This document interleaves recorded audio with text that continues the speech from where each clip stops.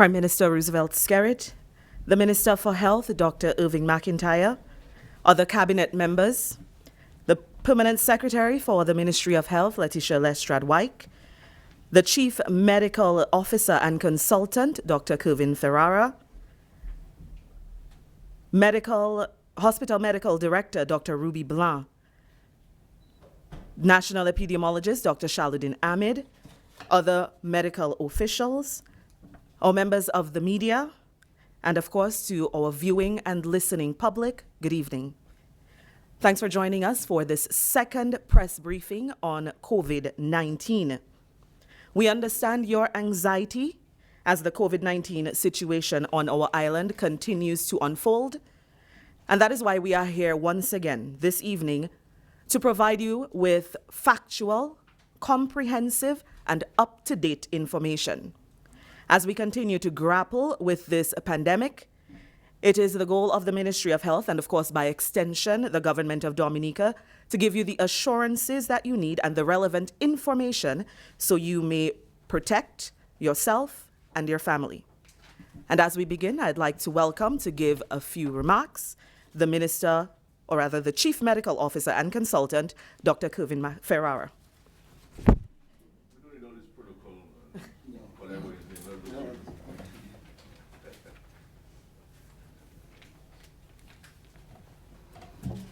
Protocol is observed. Fellow Dominicans, good evening. As you are aware, the SARS-CoV-2 or COVID-19 virus has made an unwelcome entry into our land. It was just a few days ago our first case was diagnosed. This, however, was inevitable. Dominica for some time has been preparing for this eventuality.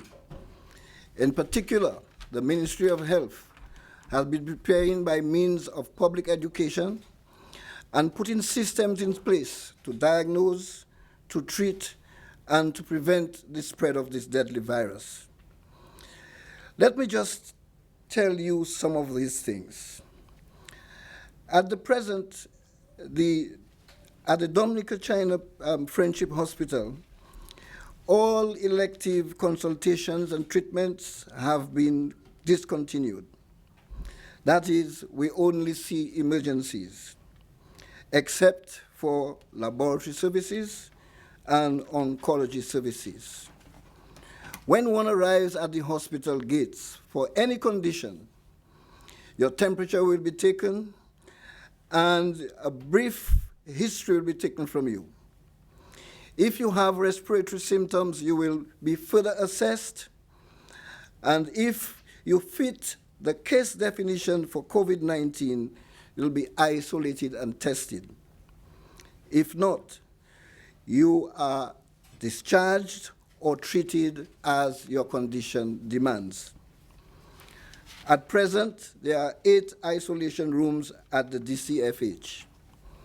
The intensive care facilities at the DCFH has been expanded to include 4 additional ventilators, and another 10 are due to arrive in a week or so. All tests for COVID-19 are done on site by the National Laboratory, and results are available within 24 hours. A COVID hospital has been established in Portsmouth, housing for about 25 patients who would need inpatient observation. This hospital is equipped with x-rays, laboratory services, and the right complement of medical and nursing staff. It also has a portable ventilator on site in the event that someone suddenly deteriorates, that they can be safely be transported to the Princess Margaret Hospital, the DCFH, alive. At the Charles Douglas Airport, or Douglas Charles Airport, the now only legal means of entry to Dominica at this time, all individuals are screened, the temperature taken, and they undergo a similar process as obtains at the DCFH. Every individual now entering Dominica through this port is quarantined at a facility in Portsmouth for 14 days. This facility houses about 120 patients.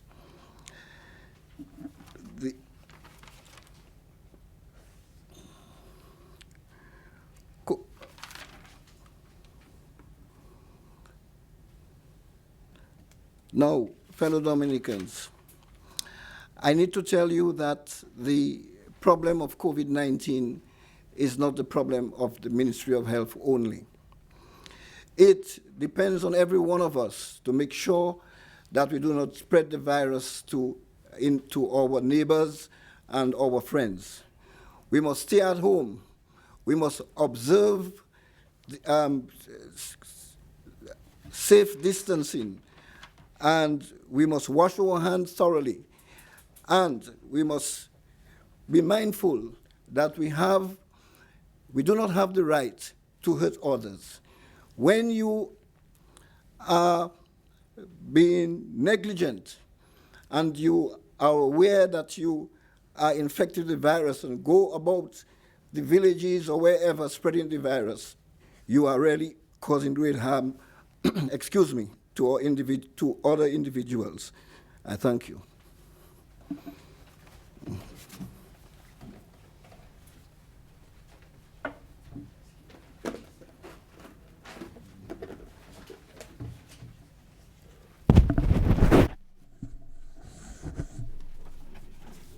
And our thanks to the Chief Medical Officer and Consultant, Dr. Kervin Ferrara. Of course, as the dynamics change, we as a nation also have to make changes, and we have to commit to what is the new normal for us. And Dr. Ruby Blanc is here. She's the Hospital Medical Director. She'll provide us with a medical update and a report.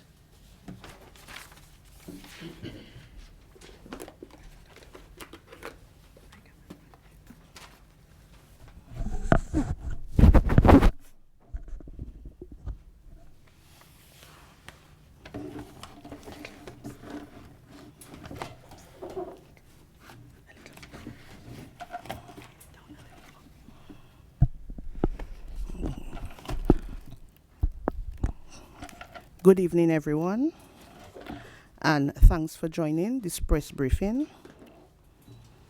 As you would have been made aware, there are 2 inpatient isolation sites where COVID-19 patients are being cared for. These 2 sites are one at the Dominica China Friendship Hospital and 2 at the St. James Building located in Portsmouth. The decision was made that the patients who are asymptomatic, meaning with no complaints, signs, or symptoms, or with very mild signs or symptoms, will be admitted and cared for at the St. James Building in Portsmouth. The more serious and critical patients would be seen at the Dominica China Friendship Isolation Unit. There is at present, or there are patients in both of the facilities at present, that is both at the isolation units in St. James and at the unit at the Dominica China Friendship Hospital. Most of the management for the patients at St. James would be in the form of monitoring to detect any deterioration as soon as it happens in their clinical condition. I am pleased to announce that at this point, the patients at St. James are stable and they continue to be monitored closely. The patients at the Dominica China Friendship Hospital, as indicated, are those who would have been experiencing some kind of clinical, significant respiratory or breathing complaints. And treatment in those cases would include essentially support therapy, such as IV or intravenous fluids, as is necessary, oxygen therapy, where necessary, antibiotics would also be started, and other drugs that would essentially help in improving of the respiratory symptoms and complaints. We all know that if patients' breathing issues become very severe, then they would be placed on a ventilator. At this point, we do not have any ventilated patients, and I am sure we will all pray that we will not need to have any patients being ventilated. We have been very fortunate to have staff who very willingly consented and in some cases offered to take care of our COVID positive patients. At both institutions, that is at the hospital and St. James, we have a mix of Dominican doctors and doctors from the Cuban Technical Assistance Program. We remain very grateful to these doctors for willingly undertaking the task of providing care to these patients. I must use this opportunity to say thanks to all the staff of the Ministry of Health, both at the hospital, at St. James, and within the primary healthcare services, who in so many different ways, both on the front line and behind the scenes, provided support during this health situation. No, COVID-19, again, as was said, is not a condition or problem that belongs only to the government and the Ministry of Health. We as a country must do all we can to limit the spread of the disease. By now, everybody should know by heart the importance of social distancing, respiratory or cough etiquette, hand hygiene, taking proper care of yourselves, eating properly, resting properly so as to build strong and healthy immune systems. At this stage, we must be our brother's keepers. If you develop any symptoms, the hotlines which have been made available are there to be called for further advice as to how you should proceed. Let us work collaboratively to get hold of this disease. I believe as a nation, if we do what we have to do, we can combat it and come out on top.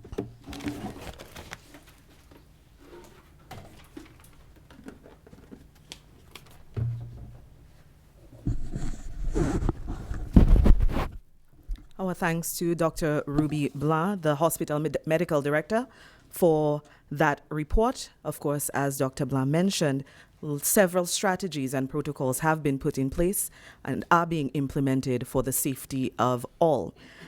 At this point, we call on the national epidemiologist, Dr. Shaluddin Ahmed, to give a statistical analysis.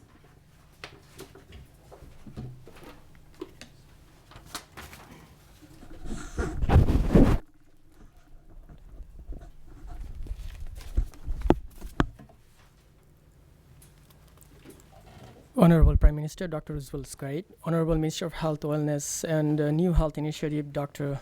Arvin McIntyre, Chief Medical Officer Dr. Carvin Ferreira, our Hospital Medical Director Dr. Ruby Blanc, Permanent Secretary of Ministry of Health, and media and listeners, good evening and salam. First, let me share with you some figures that I know of. Figures concerning laboratory testing and the result. Thus far, we have sampled 142 cases, and total number tested 118. Number of positive cases thus far 11. Total negative 103, and 4 tests require rerun, meaning it is borderline, so they would like to rerun in order to be conclusive. In addition to that, I would like to say that all confirmed cases have been hospitalized at the isolation unit, as you heard from Dr. Ruby Blanc. 10 of the 11 confirmed cases are from one location. All subsequent 9 cases are contacts of the index case. And contact of the contacts are ongoing. Thus, for 12 contacts identified from the initial contact investigation, additional 17 contacts of the contacts were detected. So a total of 29 persons are under observation from that one index case. Based on our laboratory result, we may conduct further investigation and contact tracing at the community level. I would like to say some word on quarantine and quarantine persons and at the quarantine place, at the government quarantine facility, that is. I would like to say that we have added, or there additional 2 apartments are being included in our total of 4 apartments right now in order to accommodate the passengers that are coming from outside of Dominica, in order to quarantine them in those facilities. So at this time, total of 58 are occupying in those 4 apartments. Overall, so far, 86 were quarantined at these government facilities. So this is, in summary, what the figures that I have to share with you. However, as our Honorable Prime Minister mentioned, this is a war, and war just begun.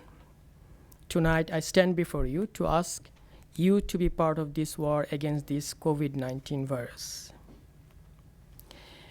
And things that I need to do in order to flatten this curve, I reiterate: social distancing, frequent hand washing and sanitizing, minimum level. I also ask you to maintain respiratory etiquette. And if you are sick, stay home until you fully recover. You also need to take the responsibility in order to provide necessary provision to keep our elderly folks at home in well-sanitized environment and good health. Also, keep watching your health is very important. Nutrition is very essential part of this fighting against this coronavirus. You have to be well hydrated and proper rest, and which will take you a long way in fight of this virus. Again, I would like to say, from the part of Ministry of Health, we continue to fight against this virus. We are continue to do identification at the community level. We continue to isolate those who are required to be isolated at the government facility, and some are at the home through home quarantine. We continue to test those needs to be tested. So far, Dominica has conducted highest number of testing through PCR testing in the OECS countries. And we continue to do contact tracing, vigorous contact tracing, that is. So our fight is on. Now it is your turn to listen to us and do as we request you to do. So thank you for listening, and thanks for everyone. Thank you, everyone.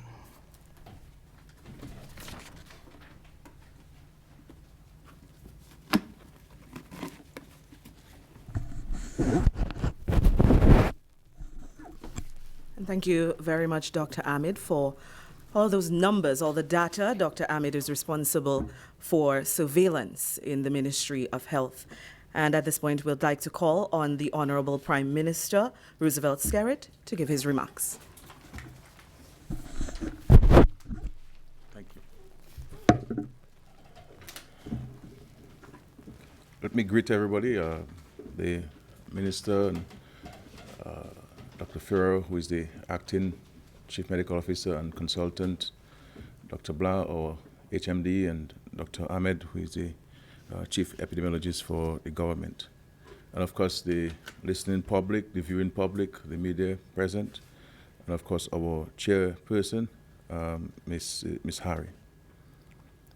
You know, this is not something that is caused by anybody, and certainly it is not something that calls for pointing of fingers or criticizing. We have a duty and a responsibility as citizens of Dominica and residents of our country to play our part in our simple way and also our profound way. From the time we in this country got to know about this coronavirus, which was later classified as COVID-19 by the WHO, we started our preparation. And preparation involves a number of things behind the scenes that do not necessarily require public demonstrations. And they were regular meetings. We have received advice from WHO PAHO and from CAFA. Our Minister for Health has been literally frontline of our preparations. At the OECS level, there were meetings almost literally every day with ministers of health, and also at the CARICOM level. There were also meetings of CARICOM, heads of government, heads of state, and Dominica has participated in all of these meetings without a fail. We started very early the public education and sensitization that was ably led by the Health Promotion Unit, because we believe that education, information was always going to be key in our fight in this virus. And we have been on the radio, we have been having public pronouncements. The Health Promotion Unit has been going to communities, going to business places to provide information to the public. We also recognizing the imminence of this virus. At the time, we were about 80% towards our accreditation of our national lab. We were able, with the help of PAHO, to advance the other actions in terms of training of our staff at the lab, and to allow for certification. This is why we were one of the first countries within the Caribbean which had the capacity nationally to test for COVID-19. And for these tests to be accepted and recognized by the international health system. And our staff at the lab, are fully trained to conduct this test. And even though we have that national capacity to test and is accepted by the international health system, we also send this test to the CDC in the United States to go over for us and to ensure that we are certainly saying what is actually the case. And we have been told by the CDC that what we're doing in Dominica is very efficient and certainly very accurate. And you've heard Dr. Ahmed says in a couple of cases, the lab has had to rerun just to ensure that we are 100% sure. So we're not accepting any borderline results. We want to accept either positive or negative. So we have the national capacity to test. If we did not have the national capacity to test, what is the option of Dominica? We would have had to use the facilities of CAFA in Trinidad. And with communication, transportation completely demobilized, what would happen to us? And so even with the case that the first case which was tested positive, the contact tracing has been very efficient thus far, very aggressive thus far. But even with that aggression, even with that efficiency of contact tracing, if we do not have the lab capacity in Dominica to test nationally, that would create a challenge. And so our results are able to come back to us much faster, and we're able to take action much faster. And that's what happened. So this is why we have to recognize that there's some things that we could do. We could have shut down the country from February 1st and not do any preparation. That will not help us. And I will reference why I believe that will not help us in a while. But what we have been doing is putting the systems in place, identifying the human resources, ensuring that we have the facilities. So very, very quickly, we were able to establish the 8-bed facility, isolation facility at the PMH. and not only relying on ourselves to say that it is certified, PAHO sent a team down of 4 experts who came in and went through the facility, looked at the procedure manual, and said, yes, you have a facility that can adequately provide care and treatment to patients who would need hospitalization. So we've been preparing. And so with regards to human resources, we have to ensure that we had adequate resources. And we have to say thank God in Dominica, because in many jurisdictions, getting human resources is a challenge for a number of reasons.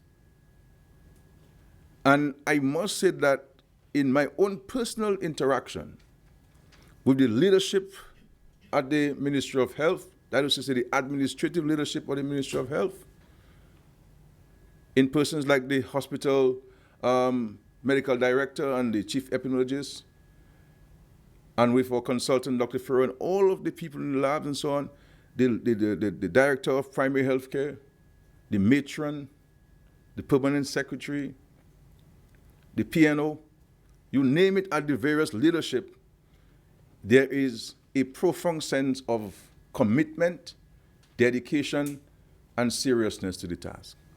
And that has been able to now trickle down to the administrative structure within the government, within the health system. And so there is motivation at all different levels. This is, I must admit, this is an operation that calls for serious psychological fortitude for these people, because they have to be at the front line, but their family at home, the families at home. But their commitment to the country, and I believe that the country will owe a debt of gratitude to these doctors and nurses and all of these staff, you know, the ward aides and the community health aides, the nurses, the doctors, the orderlies, the cleaners, the cooks. All of these people are playing an important role, and we had to not only identify them, but train them. So all of these things were being done, training the people, because everybody who has to come in to this operation must have some training. And so we have been working on training people in this. Then recognizing that with this virus, as we have been told, it is very contagious, we recognize that an 8-bed facility will not be sufficient.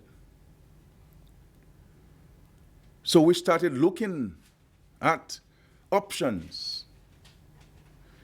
The Minister of Health himself leading a team of the Ministry of Health and going out in the field to seek to identify and locate facilities that we could use to treat patients in the event that you have a surge in our country.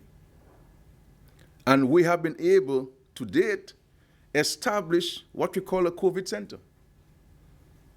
And you heard the medical practitioners speak to what obtains in this facility at Portsmouth. And at that facility, though we have a 24-bed facility, it has space to expand. And there's also an annex building that could be used in the event that we have numbers that we do not want to have. And so we were able to transform a building that was not originally designed to run a hospital. So we effectively have a hospital in Portsmouth, separate from the Armour Hospital we have, Dr. Armour Hospital we have in Portsmouth. And that isolation center is dedicated solely to treat COVID patients, and we currently have some patients there. So we have this facility. Are things perfect? No.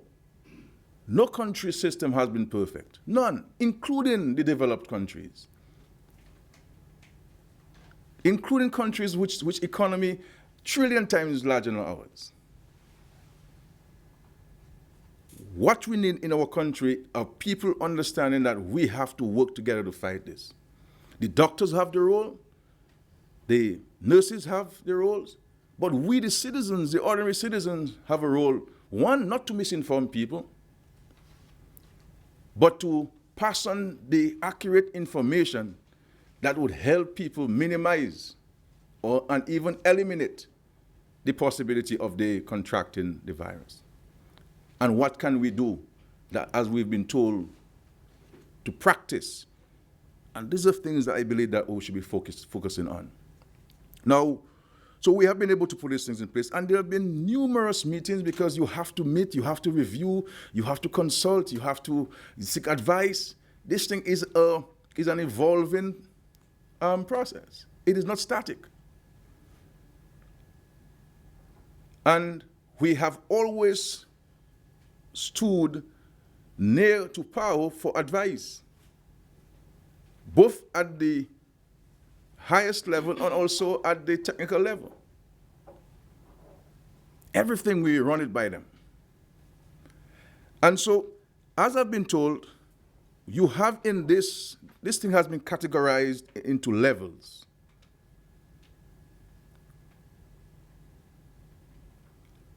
Level 0, level 1, level 2, level 3.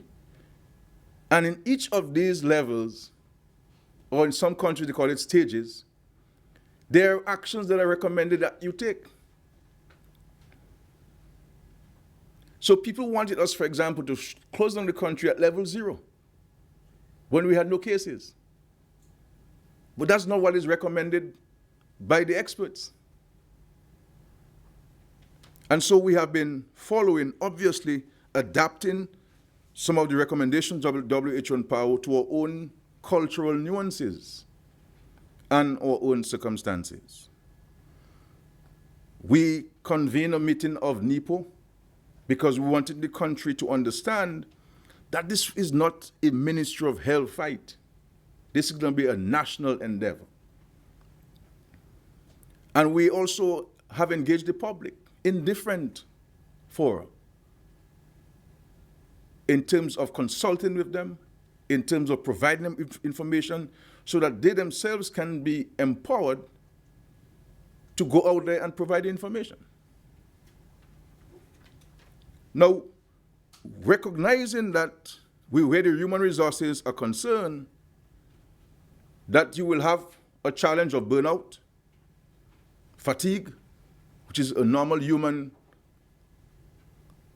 challenge. We did not sit there and only pray that the Lord will send some good Samaritans to us. We acted. And I wrote a letter to the president of Cuba myself, addressed to the president of Cuba, indicating to him and drawing to his attention the challenge which we have and the need for additional human resources. And based on advice coming from the Ministry of Health, we indicated that in the first instance, 25 nurses would do with ICU training and also infection disease control. And they're sending those nurses to us tomorrow afternoon. We were told that 6 doctors would do, and the 6 doctors should have, at least 2 should have ICU training capacities. And they said, the lab superintendent said to us that we would need some lab techs and ensure that at least 2 would have training in molecular testing. And the Cubans have made those available to us. Within 48 hours, they responded in the affirmative. We also recognizing that we need to get more test kits. And it is because of the presence of the test kits, we are able to do the testing that are required, especially with the contact tracing. And because one of the decisions we had taken, for example, was to test people coming in. So we tested people who came through the ferry last weekend. Every one of them. and we took them straight to the quarantine facilities in Portsmouth. There was one lady who decided that she is not going to go to quarantine, and we tell her you have to go back to Guadeloupe. She's a Dominican dual citizen. She has both a Dominican and French passport, and she decided she's going to go back, and she stayed on the ferry terminal until the ferry came back from Martinique and picked her up and took her back to Guadeloupe.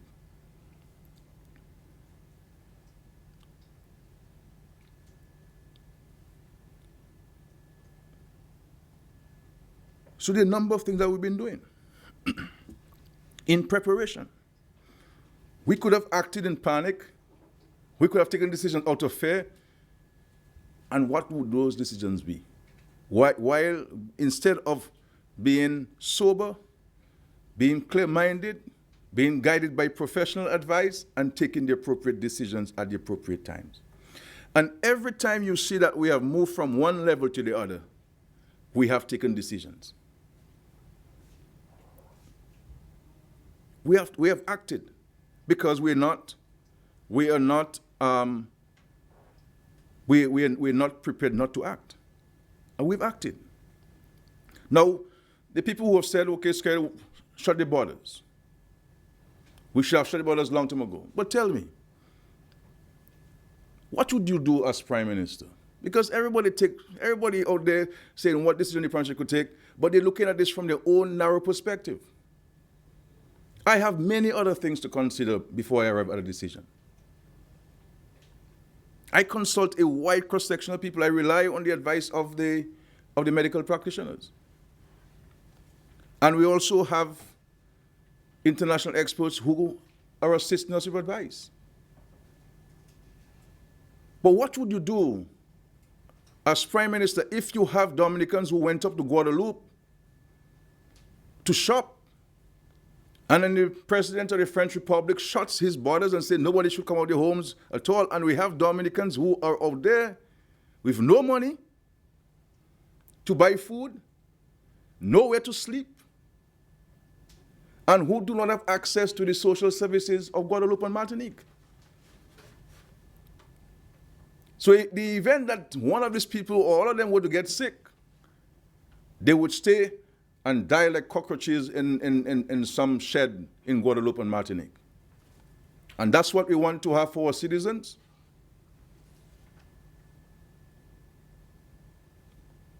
What do I do? I am very accessible. I mean, I had a number of messages from people in Martinique and Guadeloupe messaging me, we're stuck in Guadeloupe, we have nowhere to go. Luckily for us, luckily for them too, and their families, the French authorities authorized the ferry to transport them out of Guadeloupe because the ports were closed. And they gave us a 3-day window to take everybody out of Guadeloupe and Martinique. And I will say to the citizens of Dominica that we allow the ferry to come in, but only to bring in Dominican citizens. We did not allow any foreign national to come into the country on these 3 days of ferry. There were 9 French citizens who had tickets to come to Dominica and were denied boarding because the ferries told them the authorities of Dominica would not allow you to disembark.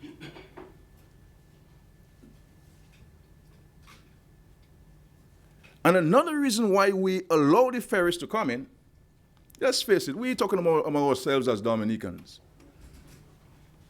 We have had a culture, it's part of our tradition in this country of coming to Dominica through back door. And if we do not allow people to come in through the ports and you can know who comes in and have their addresses, and be able to track them and test them, you would have a number of people coming in through the back door, sliding in, and nobody would know that they were there. And they may very well be a carrier. They may very well be infected with the virus. And even now we have Dominicans coming through the back door. That's why we have to increase our security of our borders.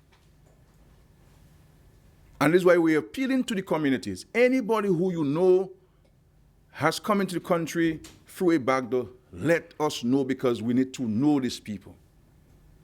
Because they pose a risk to the society. And anybody who came in through the back door, you have to let us know, because it is in your interest. It is in the interest of your family, and it is in the interest of the wider community.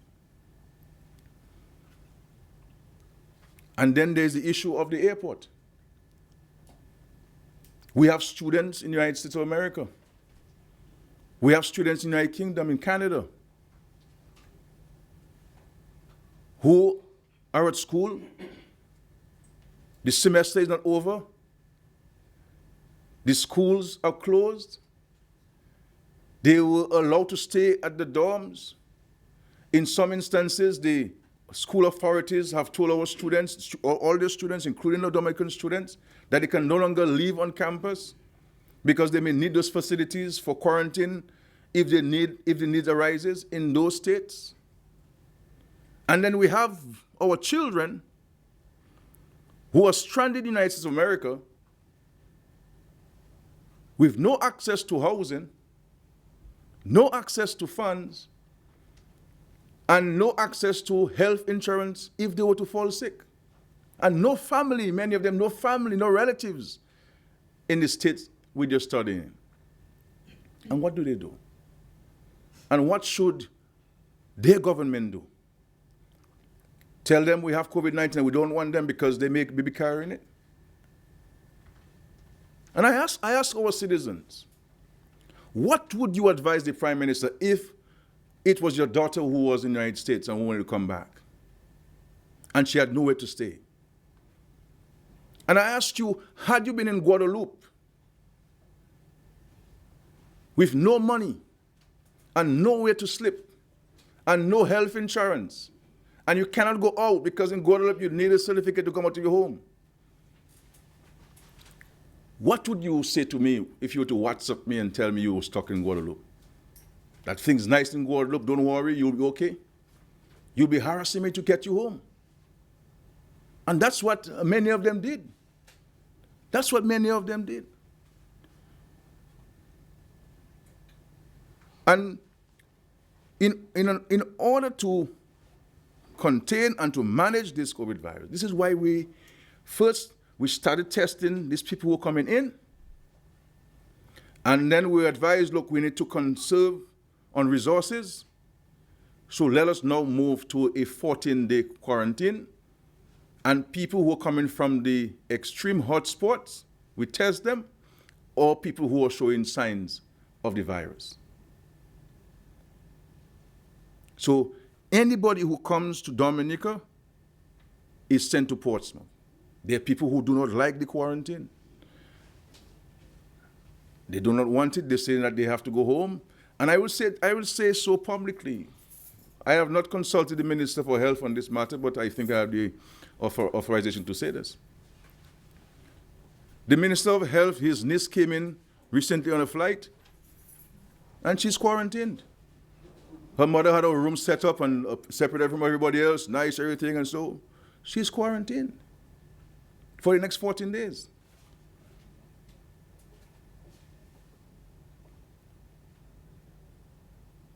So, because we wanted to ensure as far as possible we can contain this thing and to manage it. But this is what it is. We have taken decisions as the need arises. So I want us to understand that this is not a time for politics. And I have seen the comments of people out there, and I will defer my response to some other time, but I am now preoccupied with the country's efforts to manage and to contain this virus in our country. So those who wish to play politics with it and figure, well, they want to attack Skerrit or make him look bad or whatever it is, that's fine with me. I'm accustomed to this thing because this is not about me. And I hear people criticize nowadays, but the same people who criticize them, we've reached out to them and tell them come to volunteer. We've asked them. We have Dr. Ferreira here. When I called Dr. Ferreira, he came within 15 minutes to offer himself.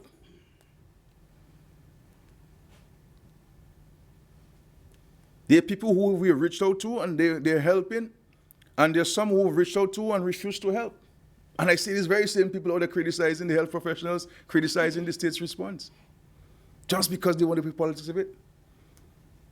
And my view that any doctor who is speaking out there with medical doctors should be speaking from a scientific standpoint. And if you're not speaking from a scientific standpoint, then something is wrong. Because you're not helping anybody. Because, my friend, Prince getting that, Prime Minister's getting that, Prime Minister's wife getting that, the vagrant on the road getting it, priests getting it, pastors getting it, Muslims, Hindus, rabbis, Jews, Christians, Gentiles.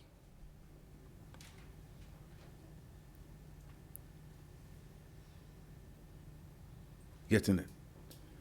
So my admonition to us, all of us, is that let us follow the advice of the Ministry of Health. Yes, we will send people home.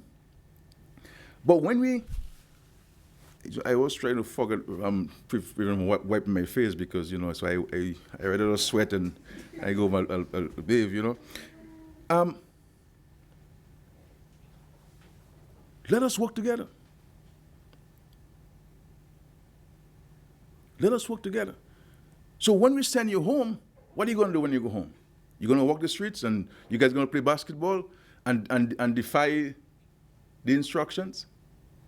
So it comes down at the end of the day to each of us following the advice and the guidance given. And leave the other things to the professionals who have to do it. And and I see the same people who criticize me, saying that I should have closed down the country. The same people who criticize me when a hurricane is coming, I tell people go home for their safety. They say,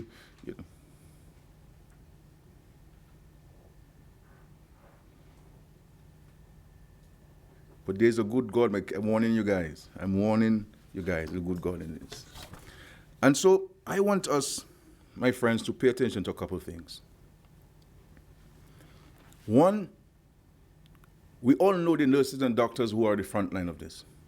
The firemen, and I forgot to single out the firemen, and the fire chief, Mr. Dupuy, and the deputy fire chief, Mr. Later.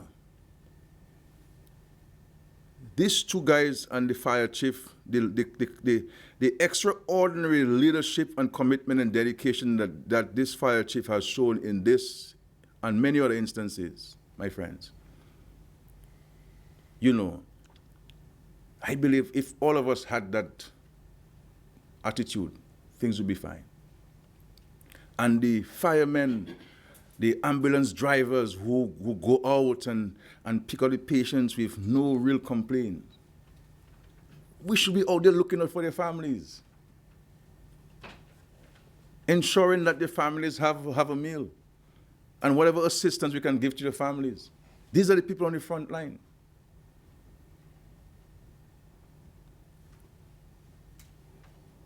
The nurses down there at the COVID center, also at the hospital. The Cuban comrades who are here at the front line with us.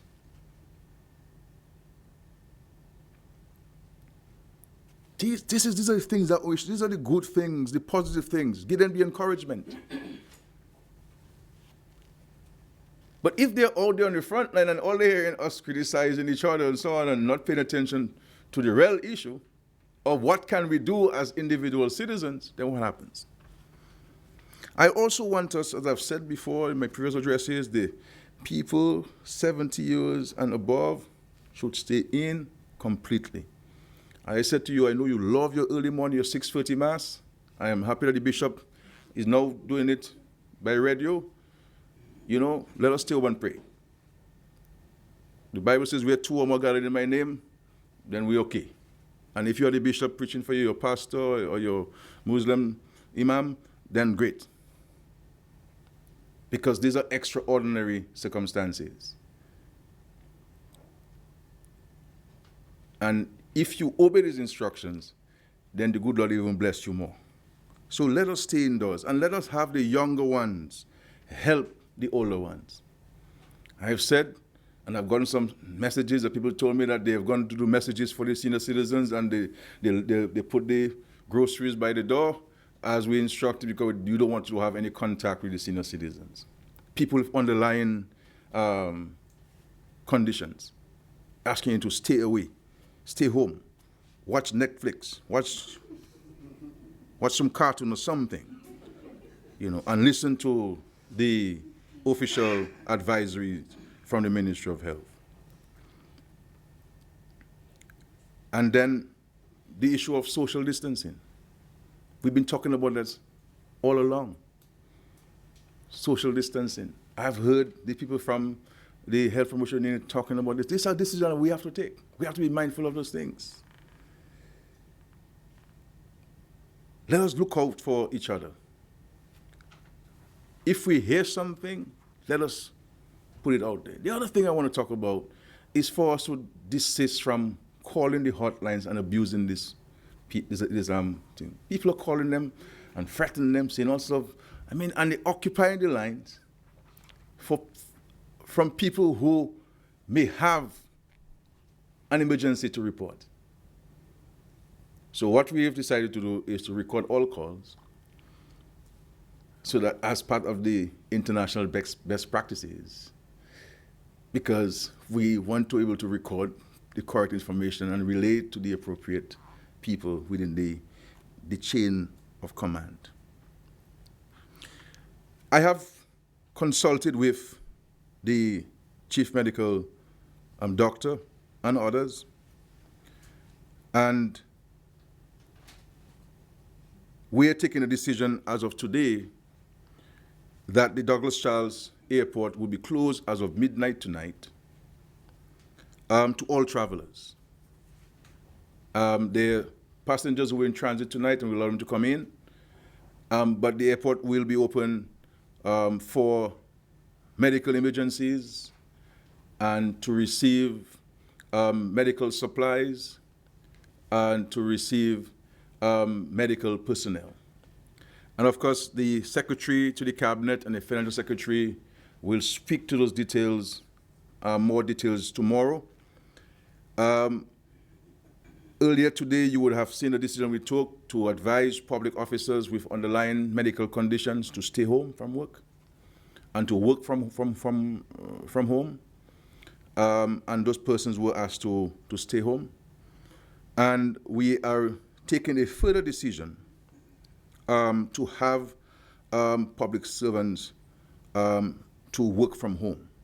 And of course, those details will be given by the Secretary of the Cabinet, because they're internal memos that have to be transmitted.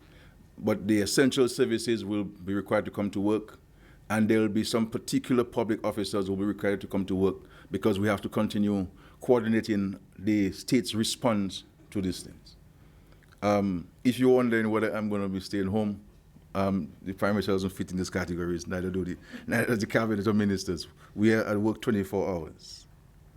And like I said, the Secretary of Cabinet tomorrow morning will give more specific details on these things. And I asked the Financial Secretary to be in touch with the private sector entities and for them to also follow the decision of the government in that regard. We will move to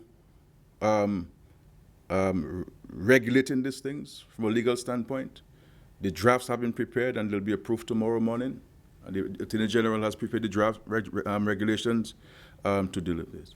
So, and we've been speaking to the banks and the private sector, because we want to ensure that while there will be a shutdown, people can have access to services, albeit in a different format. And of course, those details will be shared with the public. But our position is, if you have no business outside, stay inside. Stay inside. This is not you know, every time the government takes a decision, sometimes some people go out there, and now you're going to see parties out there, people are going to say they're having COVID party, and so forth, and these things. We had it during the hurricane time. You had a curfew, and people had curfew parties. You know, the police couldn't get to their work, essential service couldn't get to their work.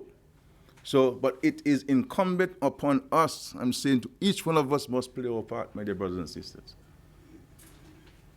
And I am not, for me, as I've said before, my preoccupation is the safety of the citizens and residents of Dominica.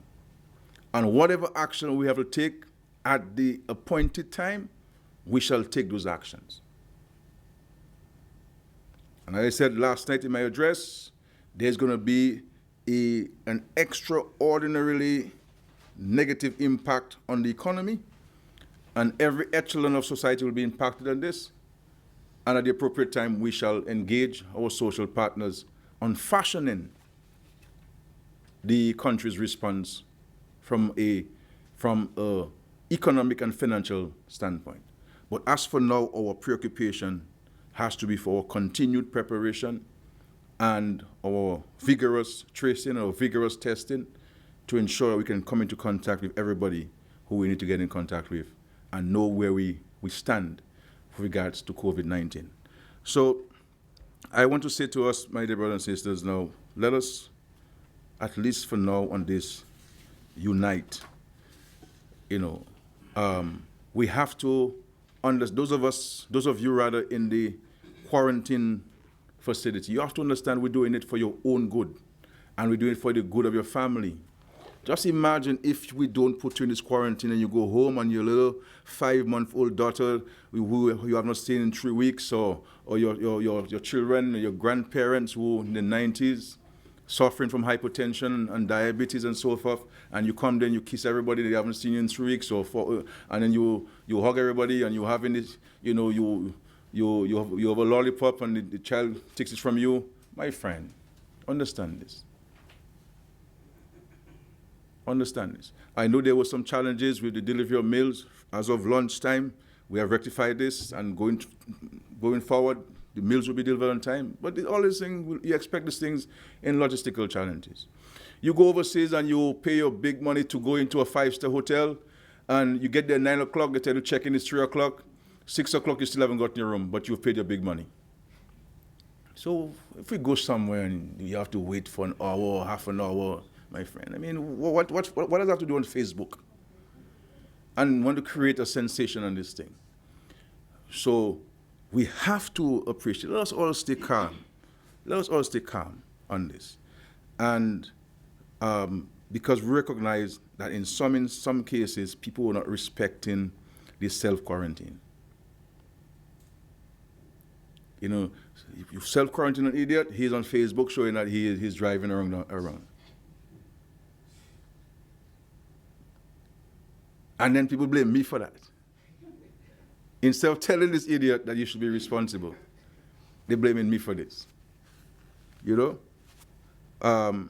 So let us remain focused. I'm sorry for speaking so long, but I felt it necessary to share with you and also having a conversation with you, our citizens and residents, and to appeal to us to remain focused. You know, and now is not the time for politics. The next election is the next 5 years' time. Now is not time for politics. Now is a time for us to be able to work together and to see our country through this difficult path, to see the world through this difficult path. And instead of spending our God-given talent and breath of life on negative things, let's deal with positive things. We are open for advice. We're open to guidance. But when somebody wants to give the government advice, and I have not gotten the letter, but it's everywhere, are we serious about this thing? Do we really mean it? You know, do we really mean it? And, you know, I mean, come and see me. Come. You know, Pastor Rodney, who normally criticizes me on radio, so I mean, he's been very constructive in the public consultation. I told him so. I commended him. I also told him that, you know, when you go in the radio program, continue being on the positive light. You know, I know he doesn't mind I mention that in a joking, because in this very stressful and high state of anxiety, we have to laugh. We have to smile. You understand? Because we also have to manage the psychosocial aspect of the human being. You see what I'm saying? And so I want to reiterate that when the airports will be closed, we will keep the port open for commercial purposes, to allow for much needed supplies to come in, and for DHL and these services to continue. I said the FS will give details of this. The issue of the submission of our VAT returns, the FS will give details on this. And our income tax, I know the deadline is end of this month. The Financial Secretary will give some details on the government's action to facilitate the general public on these matters and so forth. But I think the two things that have been preoccupying the minds of the public, really, it has to do with the airport and the closure of the airport, and also the issue of work. Because somebody said to me, you know, Skerrit, I was disappointed in your speech last night. I said, okay, no problem. What were you disappointed about? There's work tomorrow. That's what the person told me. So the person only disappointment was that I did not declare no work today, Wednesday. But the person, I tell the person, pay attention to the other very important aspects and so on. So I want to thank again. You know, words cannot express my gratitude on behalf of all Dominicans for the efforts and so on. I mean, Dr. Ferrero, who still looks young, but he has age. You know, I mean, is at this 24 hours, you know, and helping in the vineyard and so forth. You know, and there are people younger than him out there. Come forward. We can still use help. You may not be on the front line, but you can be in the war room. You can give advice. You can give encouragement. So you might be a consultant, medical consultant, a specialist. You may be in a private practice. If you're sincere about helping, Dr. Mark can be reached. And we will find a spot for you. If you're in the private sector, you're part of the Builders Constructors Association, you believe that you have logistics experience, and you want to oversee the logistical aspects of the quarantine facility, then we come forward. Bring your expertise. You see, bring your expertise. So we are open to receiving added help, and we can place you places. If you think that you can help the health promotion unit to cover more ground, come. You have journalists background, color. You have a nice voice sometimes in news. You know, you come forward. You see what I'm saying? And tell your comrade Matt also, you know. Yeah, he's listening. Yeah, Matt, you know, you leave this talk show for the time being and come help the health promotion unit to educate the masses. You see, Steve does a good job on the radio, you know. But if you are Kala and Matt on board, you know, giving information, you see, and Matt using this program every morning to repeat what Nurse Shillingford and the wonderful team at the health promotion unit were doing. I mean, my brother, 50% of the problem would overcome. You understand? 50% of the problem. So let us work together. We're open to criticism, but let it be constructive.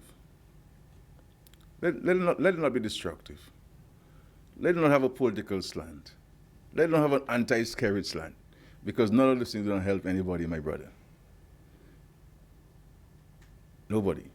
Some idiot went to the Congress and wore a gas mask, and then he had to be tested.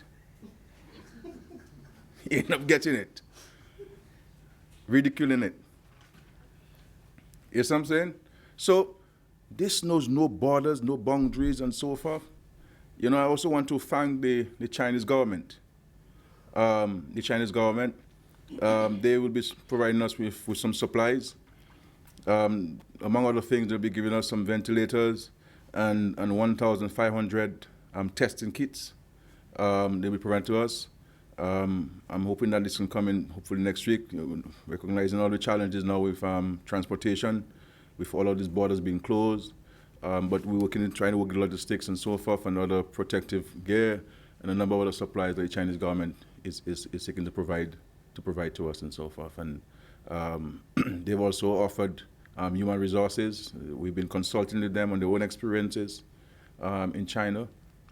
So they've been very helpful and so on. And I say, muchas gracias por todo Cubanos. So all the Cuban brothers, for the support, because the 35 comrades from Cuba who will be here, God willing, tomorrow on a special chartered flight would certainly bring much needed motivation and encouragement to all of the health practitioners and certainly the whole of Dominica.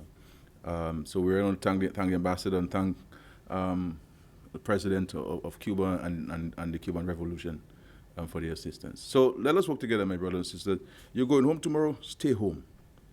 And if people are not going to self-respect this thing, then we will have to move to the next level of curfew and all these things, and that's not necessary. It should not be necessary, because we're asking you to stay home for your good. Don't stay home because you don't want to work. We're sending you home to protect yourself and to stay safe. Thank you very much, and God bless all of us.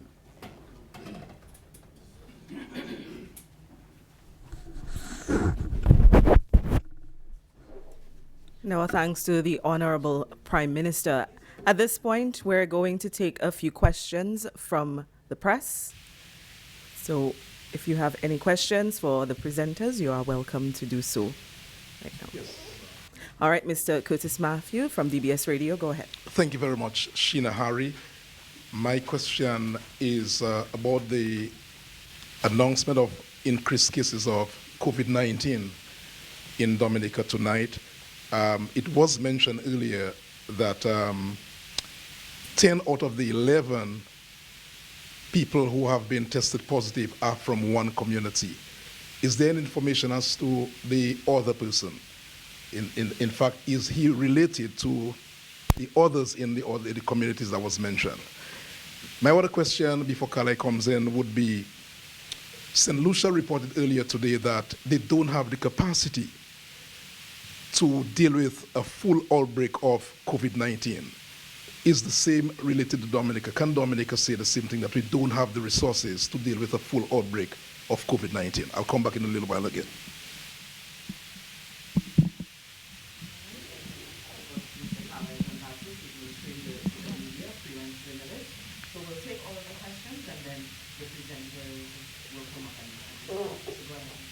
Thank you very much, Sheena.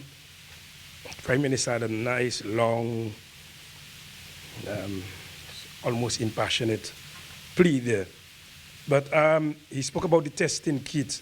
The Cubans are coming in tomorrow, God is willing. We want to know, will they be quarantined? Will any action be taken as it relates to that? Because everyone who comes in, they're stuck that day, will be quarantined or tested. Also, there's the premature closure of the Douglas Charles Airport. The Prime Minister initially said effective tomorrow. Now he has moved it to tonight. Why? My next question also is, although he spoke about the tax issue, because there's a notice going out about so the people can pay their taxes. We have the 31st, I think, of the month. You have a lot of people who are elderly people who are going to be home. Of course, from also that department is going to be poorly manned. How do we expect to handle that situation? Are we going to see a deferral of that tax situation to a later date? Yeah, just it for now. And finally, we have Mr. Steve FM. Yeah, thank you. Good evening, everyone. Thanks, Sheena. My question is, the people who are being quarantined, who is responsible for their daily meals? Is it the government? or family members in collaboration with the government? And will we ever see a community shutdown at one point? Depends on the number of people who are tested positive and where they're coming from. Get your questions. So let's begin with the questions posed by Mr. Curtis Matthew on the patients, and I'll call on Dr. Ahmed to give a response to that question.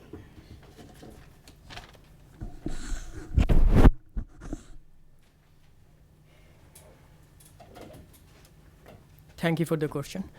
The question number one, if I recall, 10 out of 11 of them from one community, and if there is any relation with the index number 1 with index number 2, the case number 2, I mean. No, there is no relation between case number 1 and case number 2. There are two different communities. And just to shed light on the index number 2, that case actually quarantined himself the moment he stepped in Dominica, the moment he came here. So in that sense, he has been quarantined at home and until he developed symptoms, and then he brought to the hospital. There is not many contacts of him. We are still investigating as to how many or where else we can look into. We are looking everywhere, even beyond the boundary of immigration line. So we are still investigating if there is anyone came really close to him that can be considered as a contact. So investigation is ongoing.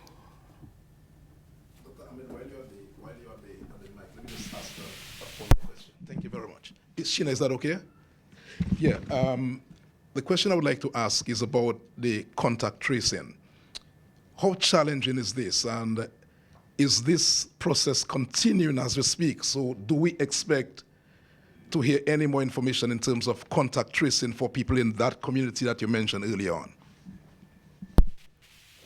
No, we do not expect many. If there is anything, very few we may find, but in terms of risk-wise, there will be very mild risky contact, which may be 5 minutes, 15 minutes type of contact, which is by definition of contact tracing. Doesn't fall into that category, but however, we are considering every possibilities if anyone were in contact. Okay, thank you. Okay, thank you to Dr. Ahmed, and I'm sure the Honorable Prime Minister has a few responses to your questions as well. I mean, the reference to our friends in St. Lucia would be attributable to all nations in the world, from the United States to the smallest country in the world, and the largest countries in the world. This is a challenge. This is why, you will see people talk about resources required, the cost of this. It is challenging for the human resources in the front line. So it's going to be challenging to everybody. This is why we are urging the public to practice personal hygiene and to deal with the social distancing. So this is why we've been saying to that these are things that we can do, let's wash our hands properly. You know what I'm saying? Sanitize our hands and so forth. If we're coughing, we've been told how to cough, I mean, so, and those of us, if we feel ill, we cannot jump on a minibus. Stay home. You see, stay away from people. Self-quarantine yourself. And if you're really not feeling well, then you call your medical practitioner, whether it's a private doctor or the public health system. So nobody is 100% prepared for this. This is like a hurricane. You understand? It's like a hurricane. The best you can do is to prepare the best you can. You understand? And where you feel that there are gaps, you get some additional support. This is why we have reached out to the government of Cuba for additional human resources. And we already have in our minds within the health system and the government of signaling to our Cuban friends the possibility of additional human resources. You see what I'm saying? So that is also part of our forward planning to already signal that we may need additional human resources. The issue of why close the Douglas Charles now, there is a challenge which we have in respect to the quarantine facilities. And Dr. Ahmed would have told you we have 86 currently, and we expect some more tonight. And so we have, and when we addressed the nation yesterday, we had 7. And today we have 11, the 4 additional positive cases. So that warrants us now to contain the quarantine facilities to the numbers that we have, so that we in a better position to deal with the logistics of it and so forth. But we have allowed sufficient time over the last couple of weeks for Dominicans who really wanted to come home. There were people who had last-minute challenges, people who were supposed to come in weeks in the future who had to forward their return to avoid a situation if they were to fall a victim to this virus in a country where they have no help or anyone and so on. So we give people an opportunity to come back and so forth.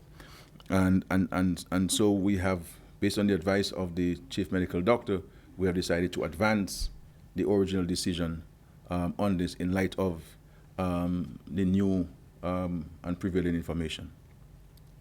In respect to payment of taxes, I said the financial secretary tomorrow will give details on this. I didn't want to burden the country and to distract from the central message tonight on COVID-19. But certainly we will facilitate taxpayers in light of the decisions of the government and in light of the current situation regards COVID-19. So the FS will give details of this on how we prepare to facilitate taxpayers.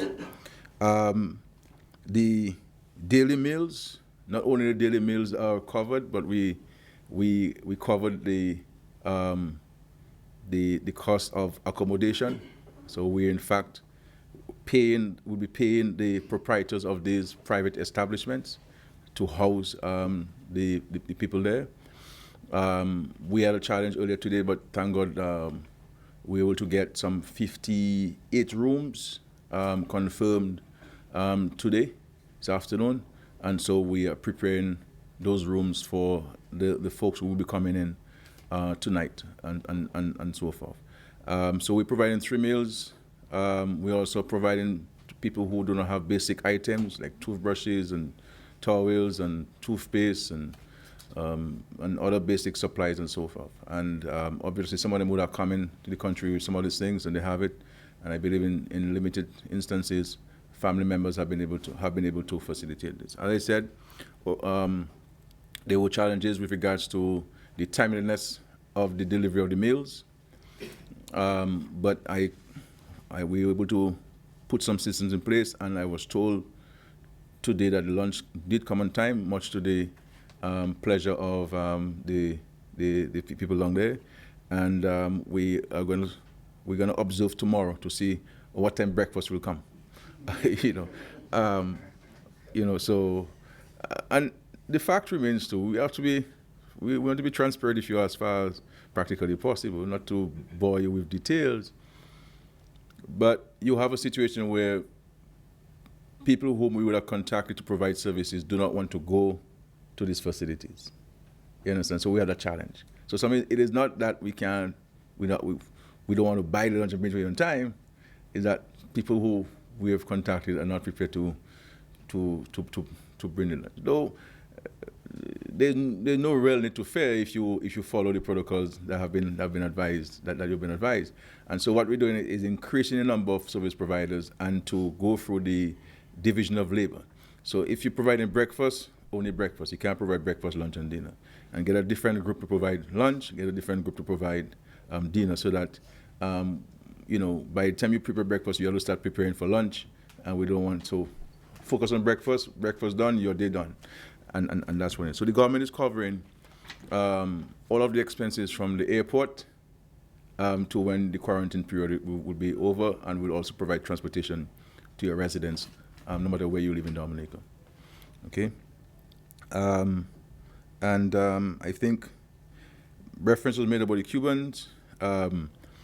We have been advised by the Cuban authorities that the people listening to us have gone through the protocols, and that they are in a position to go to work immediately, as they've done in Italy and other countries that they've been deployed to, because the Cubans are mindful of the fact that these people are coming in, and they're coming into a particular circumstance and situation, and that those who they would have sent, because this has been going around for some time, and so a lot of the health professionals in Cuba would have been taken away from the system, knowing that they will always look to Cuba to assist. Whether it's in Ebola, the Cubans were leading in the fight against this. So the Cubans recognizing this. But notwithstanding that, we have been in consultation with the health professionals, and there are additional protocols that will be kicked in once the Cubans arrive. But I'll leave that to the health professionals to deal with. But we have been in discussions with this. I think I've answered the questions that have been asked, right? Yes. Yeah. All right, thank you.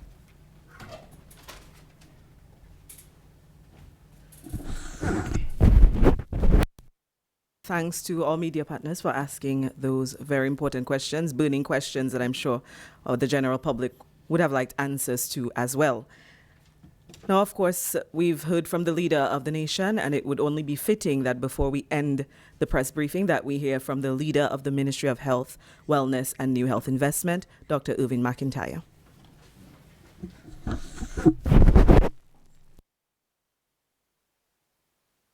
Okay, pleasant good evening to all the listeners and to everyone gathered here. As we said, protocol has been established already. So, well, you've been seeing me quite often, and you'll keep seeing me again, and I don't have an issue with that. I'll come and give you all the information that you want to get, because we're in this fight together. We all know it's a war, and I happen to be the second in command after the Prime Minister. So we're going to fight it together, and we're optimistic. We can definitely pull off a victory in this one. But, well, you've been seeing me a lot because there's been a lot going on. Ever since we found out about this COVID crisis, we've been doing lots of things, both locally and with the international agencies.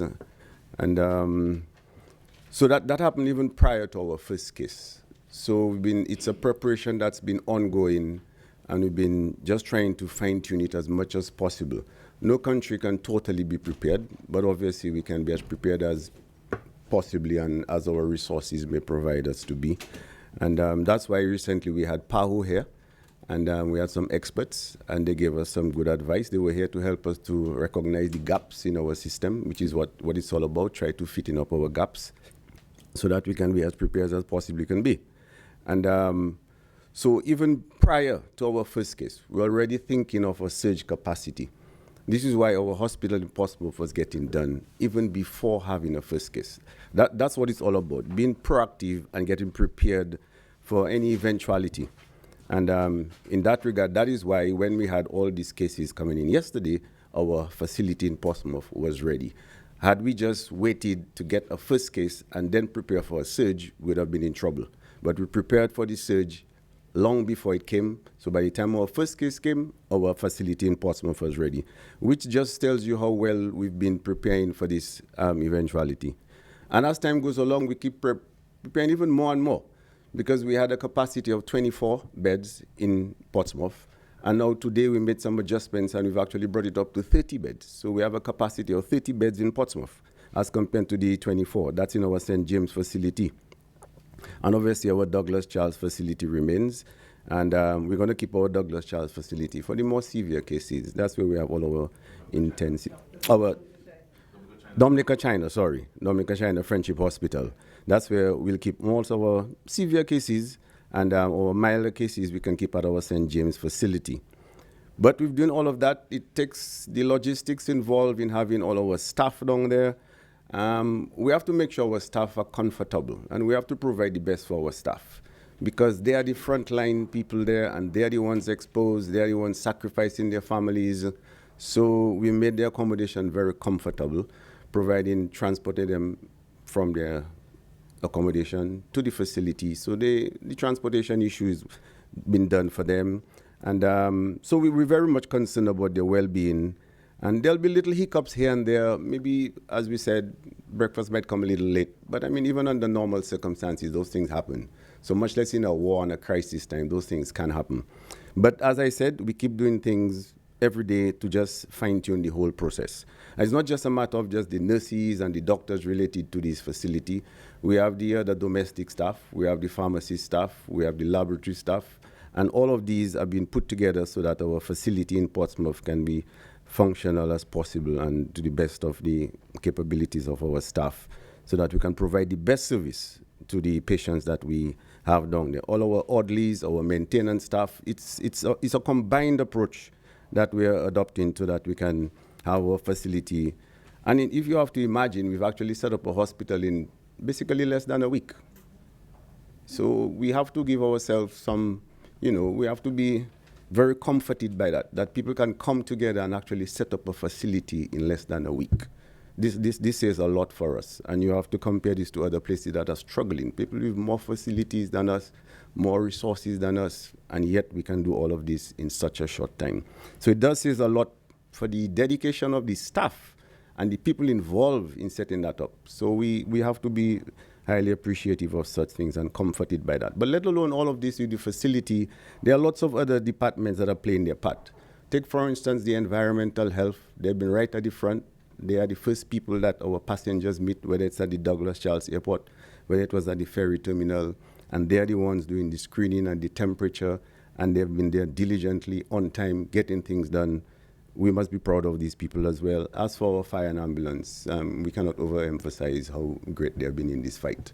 I call the chief and the chief, Doc, where you want me to get to? That's the kind of response we get from our chief when we call him.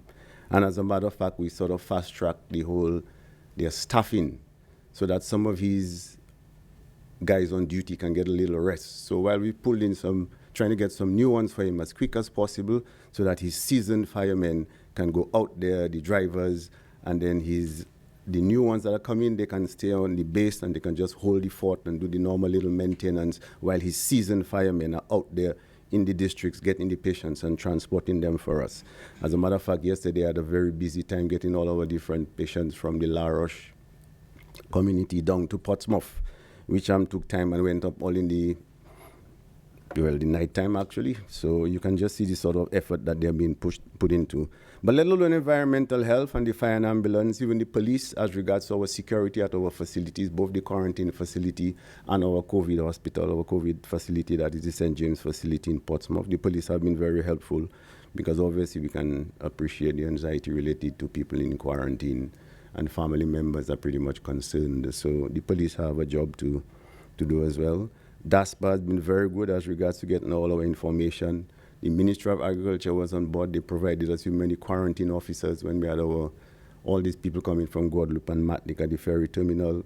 So it's been a very combined approach, and Customs and Immigration, they've been giving us great ideas how to fine-tune the system, and we really appreciate that.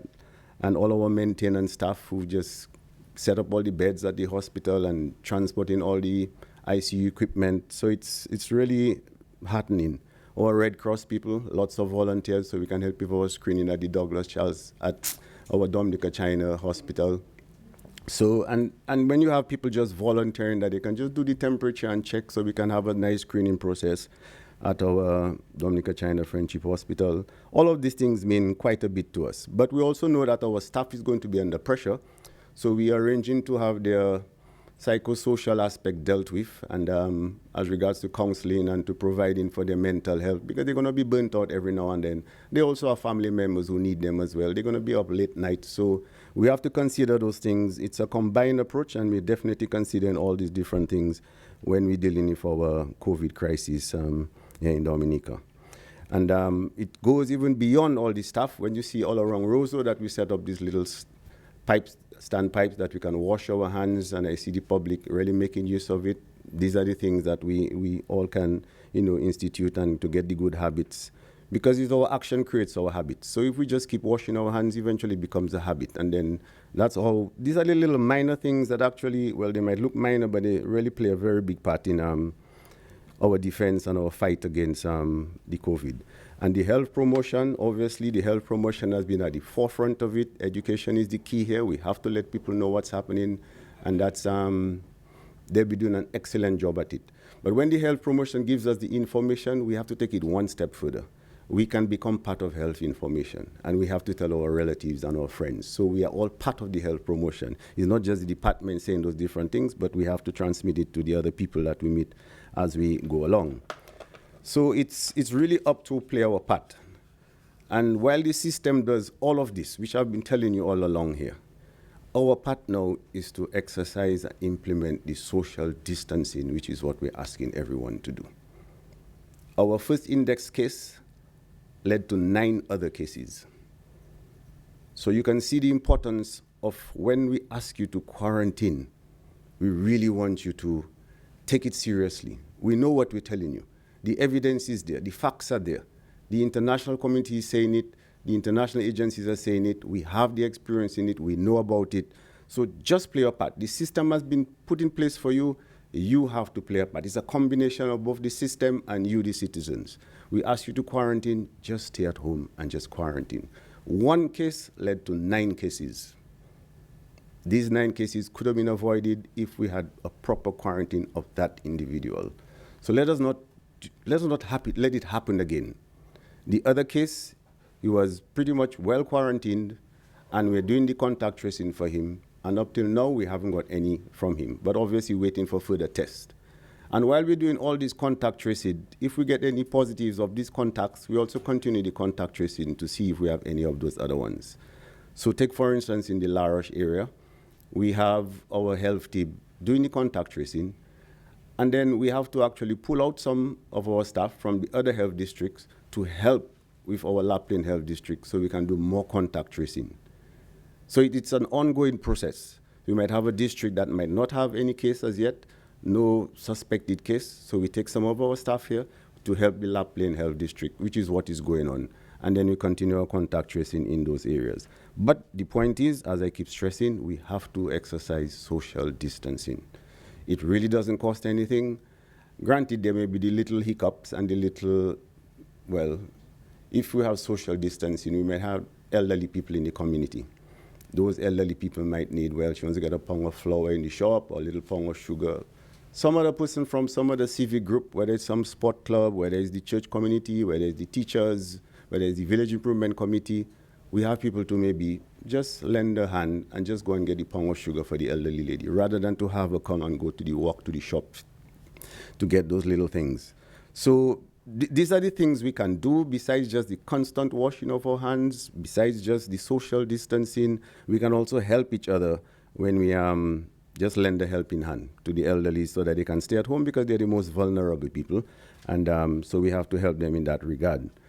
But as the Prime Minister said, different measures have been taken. And as time goes along, we keep adjusting accordingly. And so here we are. We have this cluster in La Roche. So with a cluster like this, obviously, we have to talk about border restrictions and in terms of restricting our public gathering, which we wouldn't have done initially because we were not in that stage. But now we're in this stage, yes, we can do those things. It's a fluid situation. It's work in progress. As things happen, we adjust accordingly, which is what has been happening ever since this COVID-19 started off. So now we reach the stage of restricting public gatherings, and now we've reached the stage of restricting, well, our borders. So this is because we've reached the cluster stage. This we could not have done before. And if we reach another stage, we will adjust accordingly. So this is exactly what we've been doing. We have the science, we have the evidence, we know what we've been doing, and that is how we're going to continue to do all of these things. And all of these actions that we have, these are guided by international regulations. We don't just do things for doing things sake. We have the science, we have the facts to back up what we're doing here. But I just cannot overemphasize that we have to play our part. We have to adhere to the instructions. The health promotion unit has been putting it out for us. It's just up to us to just adhere to all those instructions. In short, we have to act responsibly. We have to take our health, it's our responsible. Our health belongs to us, and we have to just do what we've been doing and what we've been told to do, listen to all the messages, spread the word, and very importantly, we should avoid spreading negative stuff. It doesn't help anyone. This disease has no boundaries. This disease, it's just anyone, regardless of class, color, religion, it just has absolutely no boundaries, and we must play our part.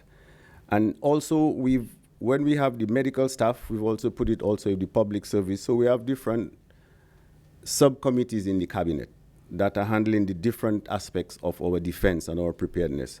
So for the contact tracing, we have a subcommittee. For our logistics, we have a subcommittee. For our COVID hospital, we have a subcommittee, and all of these come together. So it's a combined approach. Our health promotion unit, we have lots of hotline numbers, which Ms. Harry will tell us all our hotline numbers before we leave. That's very important as well. And then if we look at all the other areas and avenues, how our international friends have helped us with the People's Republic of China and Cuba, whether it's in terms of supplies or whether it's in terms of medical personnel. So you see it's a very broad approach, a very combined approach, and this is the only way we can fight this COVID-19. So we must stay focused. We must leave the negative stuff aside. As I said, this disease has no boundaries, no borders. Anyone can be affected, and let us just do what we have to do. Just stay focused and just do what we have to do. Hand hygiene, respiratory etiquette, and social distancing. This is not a time for party. This is not a time for fun. This is a time to stay home and talk stories and listen to the radio, watch your TV. And I think that's the best way we can all be safe. So, my dear Dominicans, social distancing, hand washing, respiratory etiquette. Let's be careful how we sneeze. Let's be careful how we cough. Let us help each other. A little message for the elderly people, and let us spread the word around, and let us definitely adhere to the quarantine measures. Those of you at home, you're on home quarantine, we've told you for home quarantine. We know the benefits of home quarantine.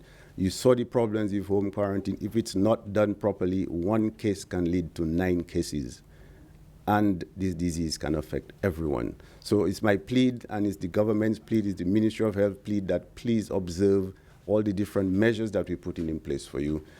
It's definitely going to help us. And if we do this, definitely we can fight COVID-19. So let's stay focused and let's do what we're supposed to do. And I really thank all of you for listening, the listeners at home. Let's spread the word, let's spread the news. We can do it, we can fight it. Let's just stay focused, let's stay positive. I thank you.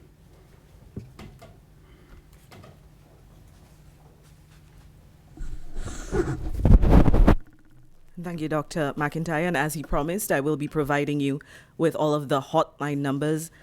And these are the hotline numbers. Any other numbers circulating are not the hotline numbers. And please keep in mind what the hotline is for. As was mentioned earlier, it is not to be abused. It is not to be called just to see if it's working, but it is to be used for actual emergencies. If you need advice, if you feel ill, you have flu-like symptoms, you are welcome to call. Whatever illness you're feeling and you'd like some guidance as to what to do next, feel free to call. If you've observed something in your community and you would like us to be aware, then feel free to call. And these are the hotline numbers: 448-2151, 448-2153, 448-2156, 611-4325, and 1-800-219. Of course, we will be making announcements over the airwaves, reminding you of those phone numbers. We'd like to thank this evening all of our presenters for accommodating us and for giving us the information. We'd like to thank the media for coming through this evening as well. We'd like to thank all the listeners and viewers this evening. Of course, it may sound often like we're repeating ourselves, but we only do this repetition because we would like everyone to understand just how critical this information is. It's not because we just want to stand here and talk.